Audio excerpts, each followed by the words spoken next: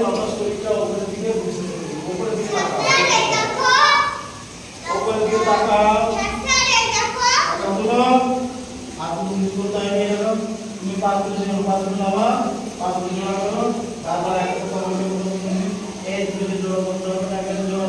তোলো, সামনে একটা তোলো, একটা তোলো, এইরকম উঁচু করবে, আর দুটো জোড়া, এইরকম 1 2 ছাড়ো, 3 আবার তৈরি করো, এরকম পা দুটো যত মাটি থেকে টানবে তত শরীর উপরে ঘুরে উঠবে, পা দুটো জোড়া করে টানতে হবে, জোড়া করো মাটি থেকে, 3 দাবাও, 4 তোলো, 5 ছাড়ো।